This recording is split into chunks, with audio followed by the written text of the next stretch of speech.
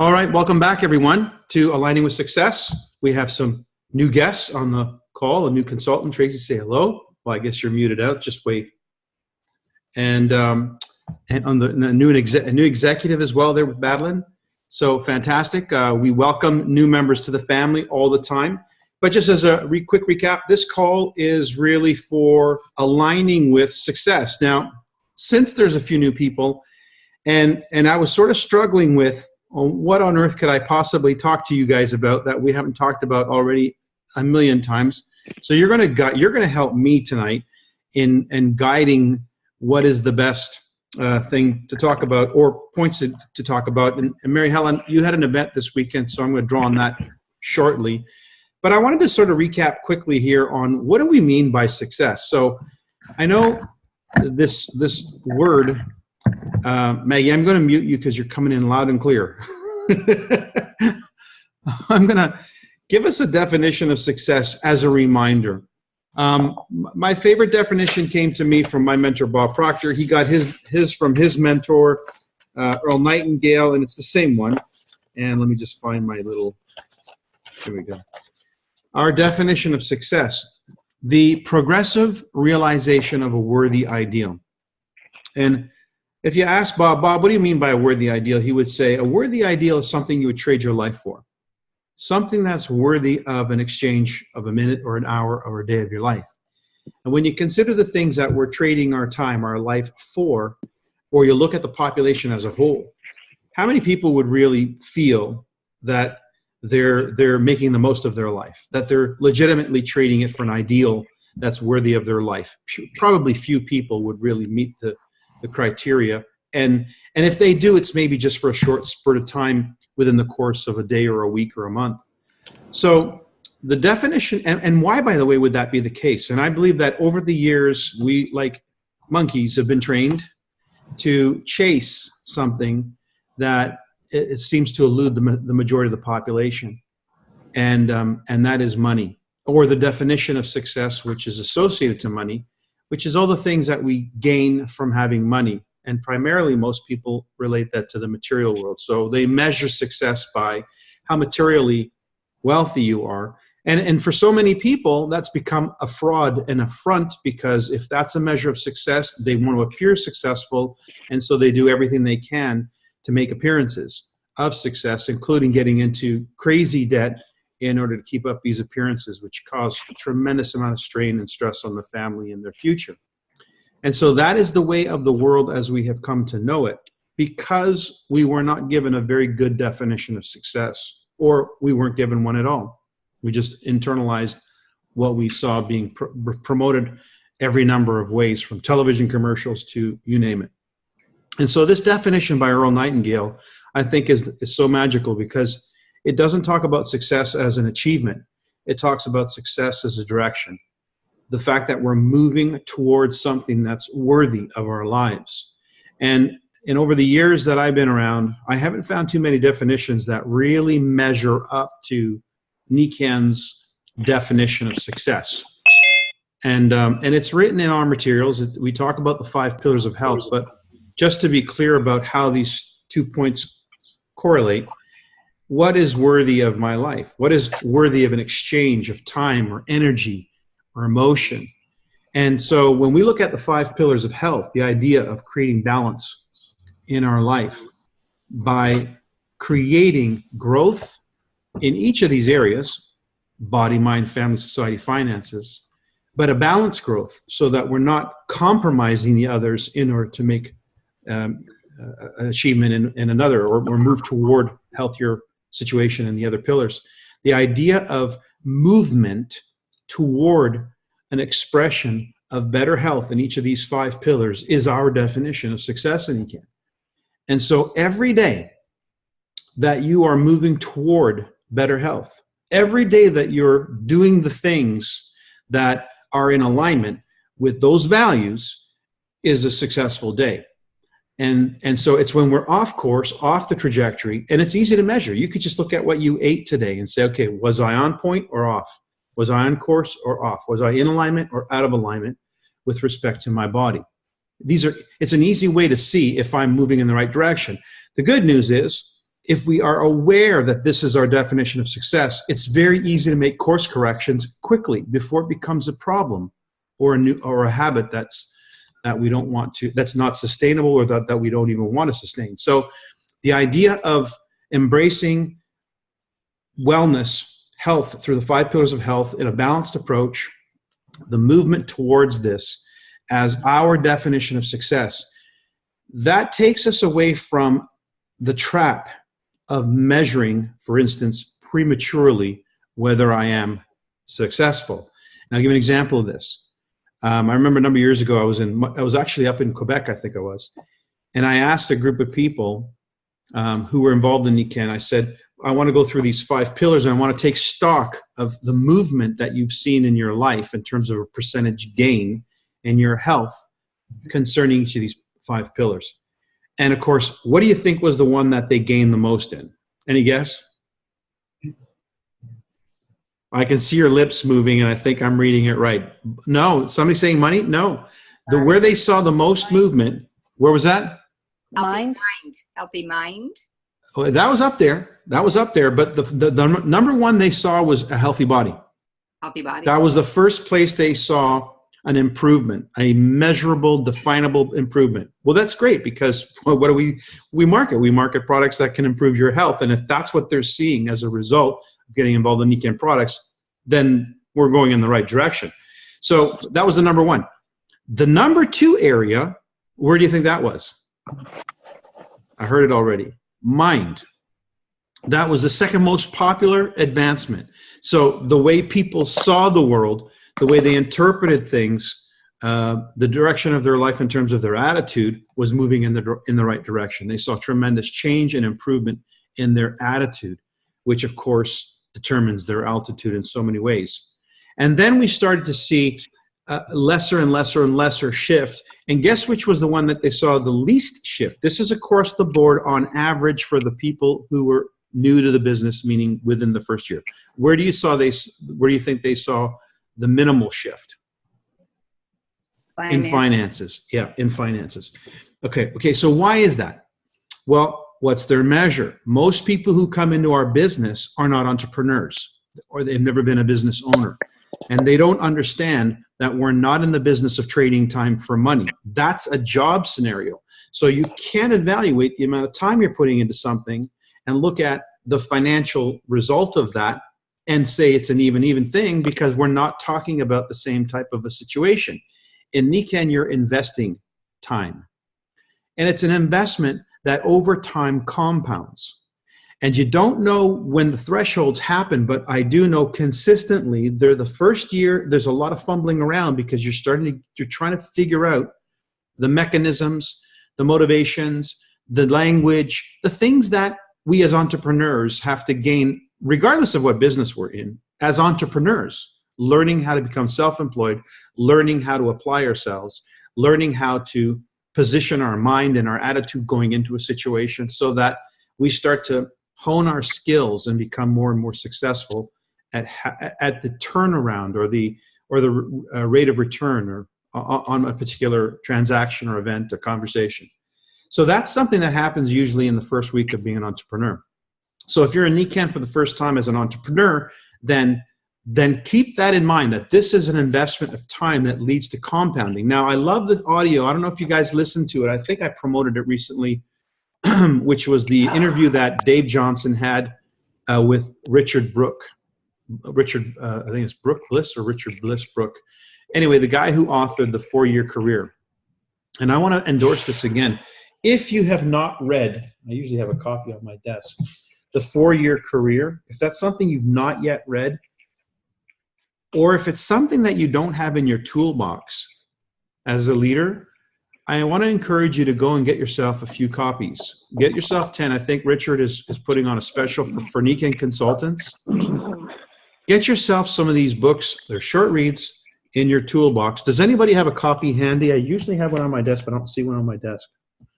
If you have one, just to hold up so everyone can see what this book looks like, The 4-Year Career. I think it's an amazing tool, because one of the first things we learn in this book, there we go, perfect. Way to go, Joe. One of the first things we learn in this book, yes, thank you, is the idea, the concept behind what makes this type of a business model different.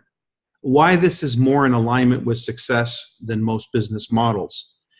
Because we are leveraging the most important thing that we have, time. It's the most valuable commodity that we have. And so if we're trading time, we're always going to sell ourselves short because we're not in control of the value of that.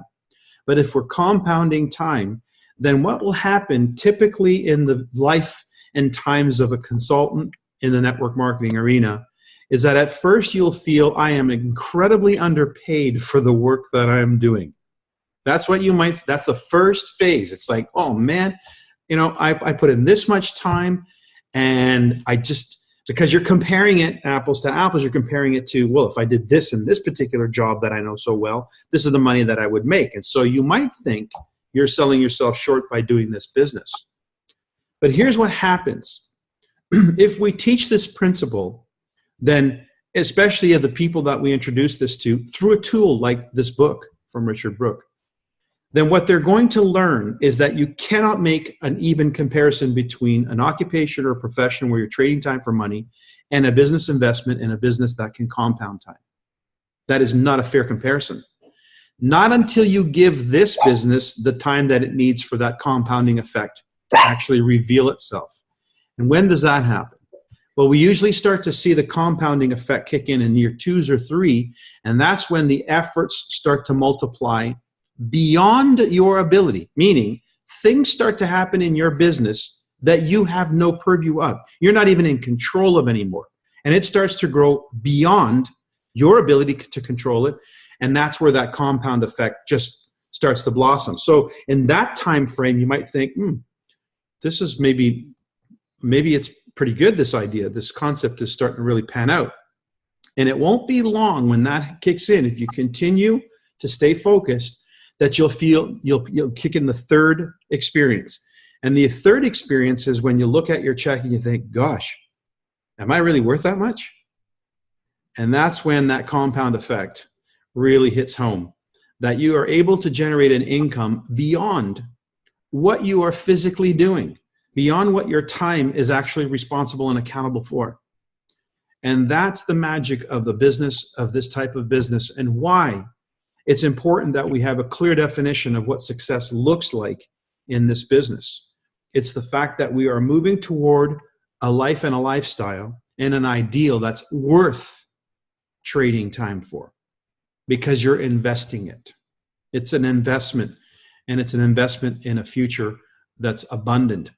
So if we make the mistake of measuring too prematurely in the area that you're so sensitive to, most people are, finances, without taking stock of the changes that have happened in our life in the other areas, we might miss the big wins that we've already experienced.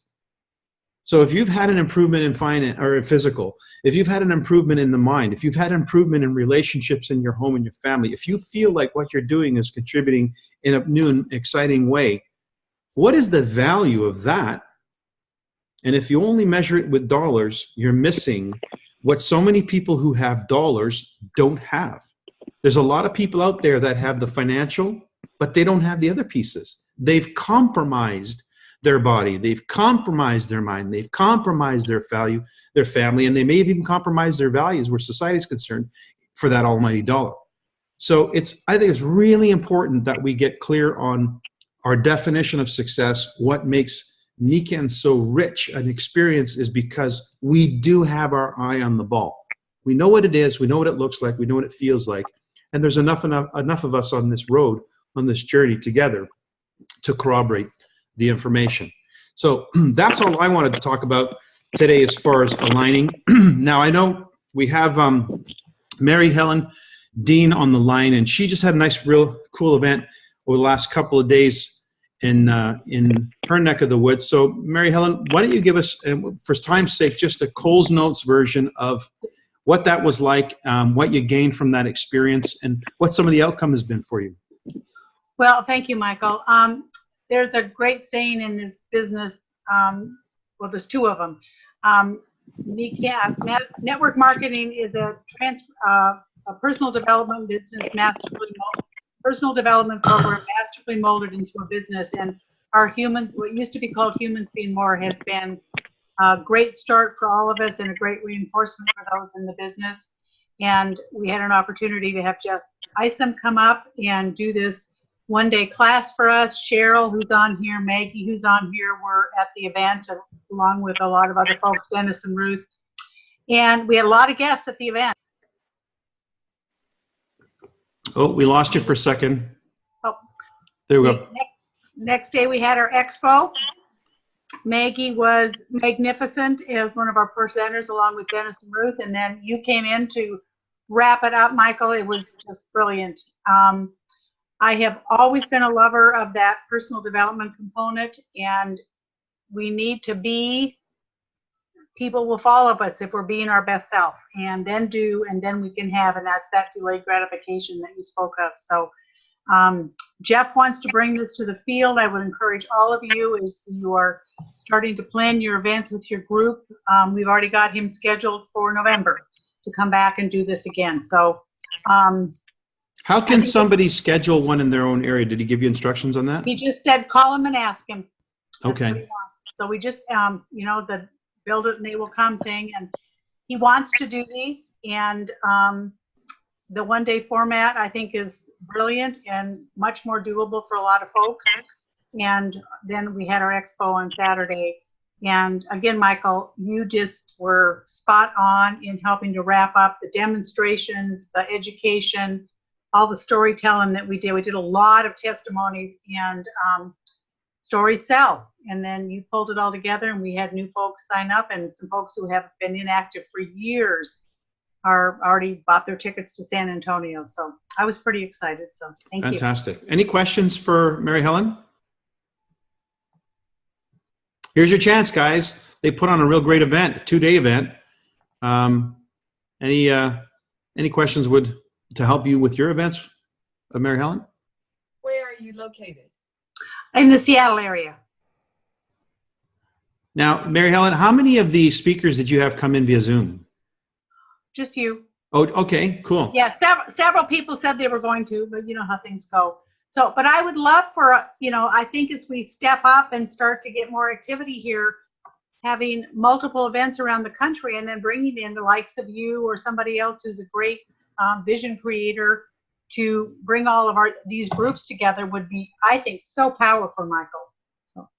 Interesting. Okay, so, well, I guess then that means with more regularity, meetings that are on a more regular basis, then we could coordinate so that all these meetings plug in at a specific hour. I mean, I've always envisioned that kind of weekend TV where everybody tunes into the station at a certain time and we get to see everybody's event live. If you think about this, when you watch late night TV, like a late show, what they do is they do that event sometimes live, but usually it's taped in front of a studio audience.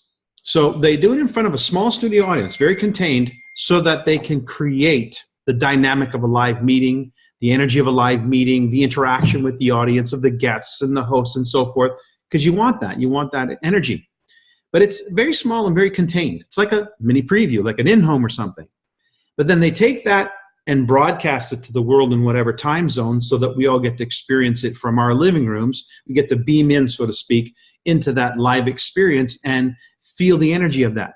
So this concept works. It's been working for decades in television. We want to make this work in a bigger way where Niken's concerned. Madeline, yes, go ahead. Yeah, this Saturday, Stan and I, so Eastern Standard Time, it's 1 to 2:30. So if anybody else is having an event, maybe 2:15 to 2:30, are you available Eastern Standard Time? Because if so, I was going to use my MadelineZoom.com with Stan, bringing him in from Erie to Ohio. So if you want to come in then, and if anybody else, based upon your time, has an event or even just a coffee shop or an in-home or an appointment. You know what, Madeline, why don't you push that out over the Launch Partners channel and just give us the window of what you're in and see if there's anybody who's open to beam in on that time frame. Okay. Great. Thanks. For those of you who don't know what Launch Partners are, and I'm pretty sure there's a few you don't, in January of this year, with the introduction of the NECAN's compensation plan, there was a move on the part of a handful of people to create a new movement within NECAN, because it's a new NECAN, and we called it the Active Wellness Tour. And to get the Active Wellness Tour up and running, we asked for volunteers, people who were willing to put an event schedule together where they would host a minimum of 3 consecutive events or 3 consecutive months, at least one event per month in a public venue. And then we would do what we can to support, which included some of us flying in. And all of those meetings, which, by the way, I've lost count, there's at least 250 now that have been done and continue to go, you can see all the flyers of all those events that have taken place all over the world, throughout Canada, United States, Latin America, Europe. Some of these events are live and big events. I think the largest was 650, and some of the events are just online events. I mean, there's a gamut of it, but they're all being packaged and promoted in a concept called the Active Wellness Tour. And how you learn about that, first of all, go to Facebook. Go to the Facebook page called Active Wellness Tour and take a look at the flyers. Madeline's holding one up. That's an example of one of the first flyers. And this is an example of one of the more recent ones that's got a color change and sometimes the text inside so that the message is a little bit more pointed. Go to Active Wellness Tour on Facebook and friend that so that you can get all the updates whenever a flyer is posted. So whenever someone commits to an event or is deciding to do an event, they'll go to a page, a web page that we've given them information about, and they can then upload their information, and a flyer is created at no cost to them. That flyer is then sent to them and posted on the Active Wellness Tour so that everyone's event looks and feels the same. It looks and feels like we're part of a movement, because we are. We're just not working as unprofessional as we have in the past. We're working more collaboratively. We're creating a face and an image and a look and a feel so that whenever somebody's event is posted through social media or those flyers go out, however they go out, it looks like you're part of a bigger picture, because you are. And so those events, the flyers are an Active Wellness Tour. If you want to be a launch partner, a host, and commit to 3 events, and maybe have one of us come in. I think I'm doing an event tomorrow night, online actually. I'm being beamed in to an event in New York City or New York, somewhere upstate. They're doing the live event in a venue, and I'm coming in just like Mary Helen's event. So pretty cool for the people who are guests there to experience this dynamic, because it also demonstrates how flexible our business is, how versatile, and how you can gain access to people anywhere in the world through the marvel of this communication tool that we're on right now.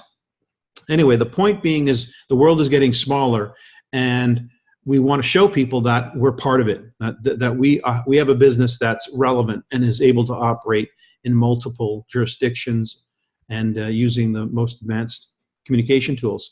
Anyway, so if you want to be a launch partner, you can go to Launch Partners Connect. That's the other Facebook page. It's a closed group. It's only for launch partners. Then what you do is ask to be a member. That's going to flag me, and then I'll send you the instructions so that you can get set up so we can include you in our dialogue. And our dialogue, by the way, is not only that page, which is only for the launch partners. We also have WhatsApp as a tool so that you become part of a live dialogue between all the launch partners who are actively building their businesses and participating. And so what you're experiencing here tonight in this environment, imagine that multiplied through real-time experience, real-time exchange, 24/7 on our WhatsApp chat channel. So it's a great way to help you plug in, but because you are committing to an agenda that serves the whole. And so that's, when you're ready for that, we invite you to do that. Okay, any other questions of Mary Helen before we open up the floor? Alrighty then, let's just go ahead and open up the floor. Most of you are muted, so feel free to unmute if you have a question. or something that you'd like to share with the group as a recent experience that you feel would benefit the group in terms of what you find is working. And please keep the dialogue short so we can have as many as possible, so we can get a few sound bites of some of the things that are working for you. Anyone? Yes, go ahead, Lori. I just want to say something. You know, the $1 million list, Yep. that it's been very encouraging. I know years ago, way back, they used to put the phone numbers right on there. And since my phone is going and I'm changing phones and I can't move my contacts, I thought, you know what, I'll just put all the phone numbers on there. And it made it so much nicer today when Suzanne and I were doing calls. It made it so much easier to just have the phone number right next to that name. And it really was. And I appreciate what you said today, because I'm putting in a lot of time and I'm putting in a lot of effort, and, I know it's going to happen, but that really, this thing is amazing. It encourages you. You're like, okay, we're moving on.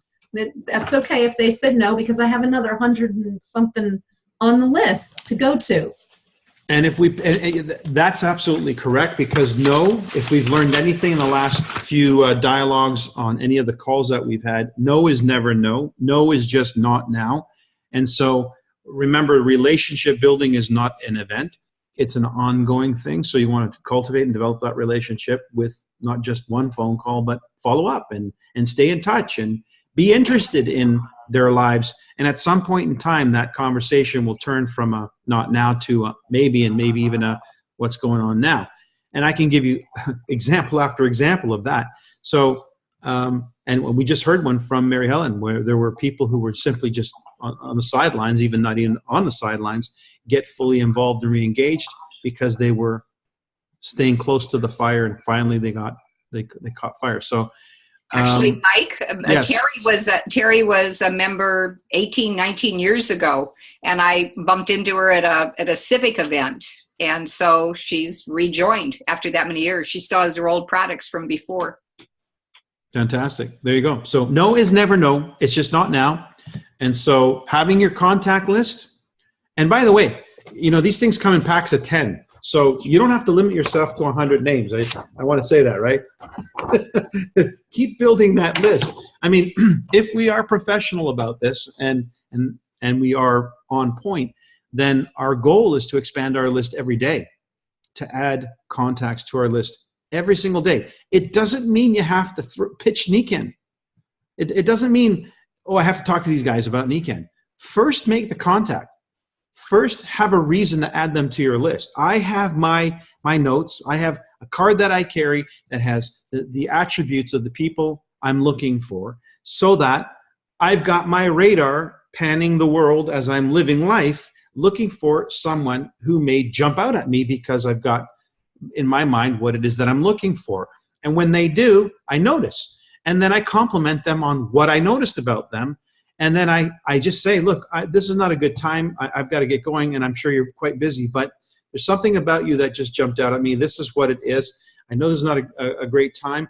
I'm expanding my business. I'm looking for people who have this particular type of character. In fact, I carry in my pocket, it might sound a little crazy, but I got these words on a page that are the kind of person I'm looking for. And I have a feeling that what I just saw, you might be one of those people. Do you mind if we exchange information? I get back to you and we can talk about this. Would you be open to a call?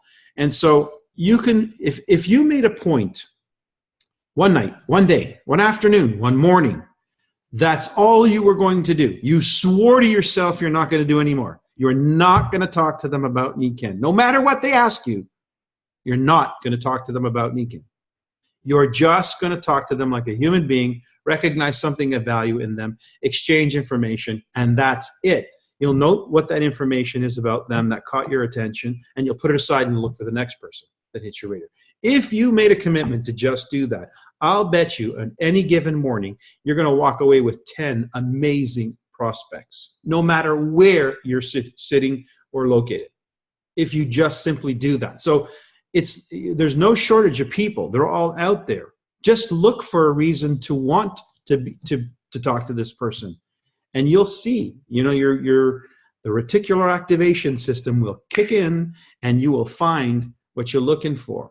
So have that process going so that you can continually expand your list. Here's another thing. 100 names is not 100 names. Each of these 100 people know 100 people you don't know. So 100 names on this list is 10,000 names if you know the right question to ask. So through this list alone, you can gain access to 10,000 more people. Now, honestly, I don't want 10,000 people. I just want access. I want the best of 10,000 people. So what's the right question to ask of those 100 people that could lead to at least another 100 people, at least one other person who I might want on that list in a big way? What would be that one question? Think about it. I don't have to give it to you. Think about it. What would be the one question if you contacted these people and asked for one name? What would the question be whereby the name they give you is the person you're looking for, that quality?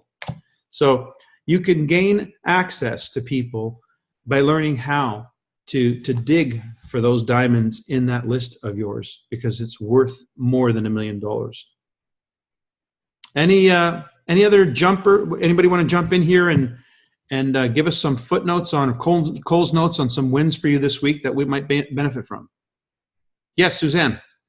Just tagging on to what you just said, I was talking to someone who I've been building a relationship with, and it's never been the right time. He's had a lot of things happening to him in his life recently, and we just touched base today, and he just mentioned that if it wasn't for him losing his job, he wouldn't have moved into the area. And since, you know, he liked living in South Carolina, but he really likes being back in New Hampshire. And I said, I didn't know you were from South Carolina. And he says, oh yeah, I was there for 13 years. And then I said, well, you know, my sister and I have just started her business down in South Carolina, and we're really looking to put South Carolina on the map. Where were you? And he says, well, I was in Columbia. And so by the relationship, I was able to ask him, you know, if he would be open to perhaps sharing some of his many contacts of 13 years being top in his business in that area. He said, yes, please just text me and I will start going through my Rolodex and finding some key people who might be interested in what you're doing.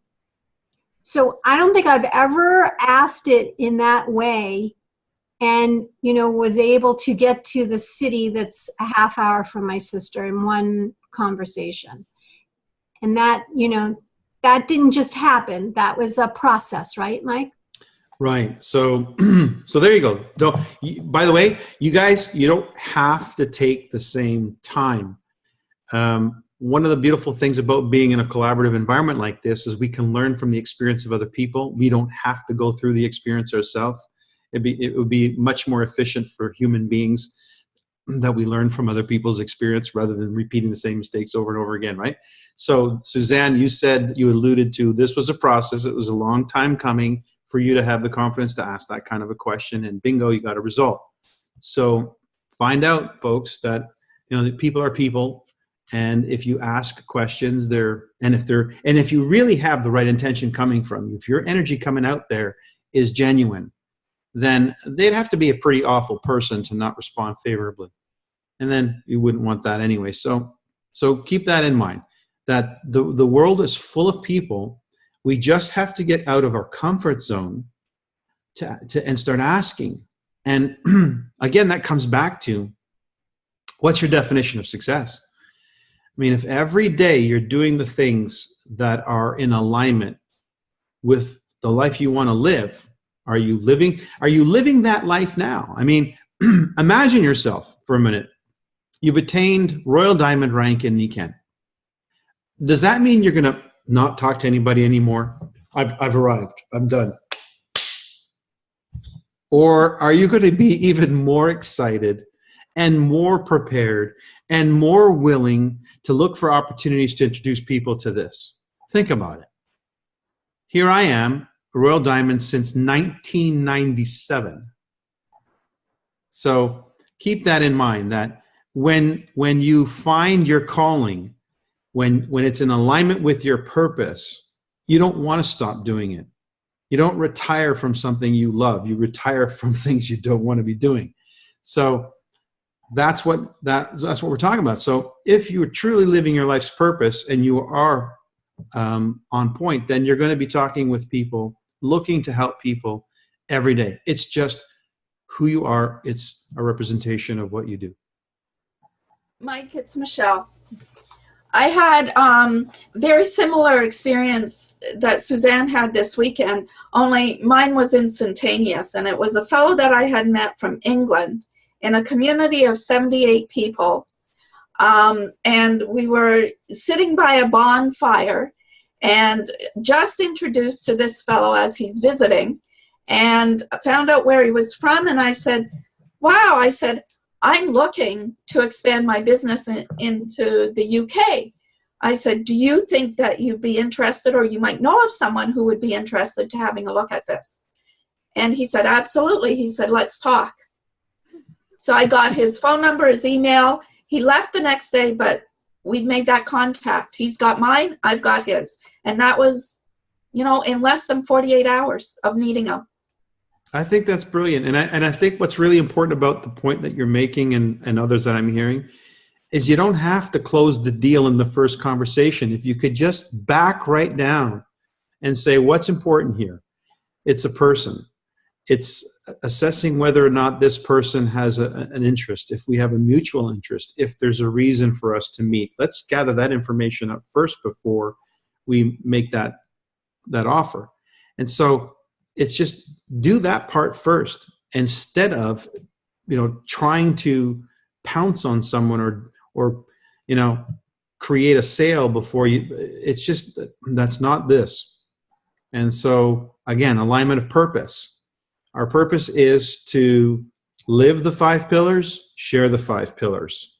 And somewhere in the middle, they meet with this thing called Niken, and they learn about these products, and they learn about this comp plan, and they learn about other people, and that's a process. But what gets you to that point is the conversations that lead to an understanding of what's valuable, mutually valuable in the exchange. So I just want to add the importance of follow-up to that, because the Core Consultant newsletter talked about that.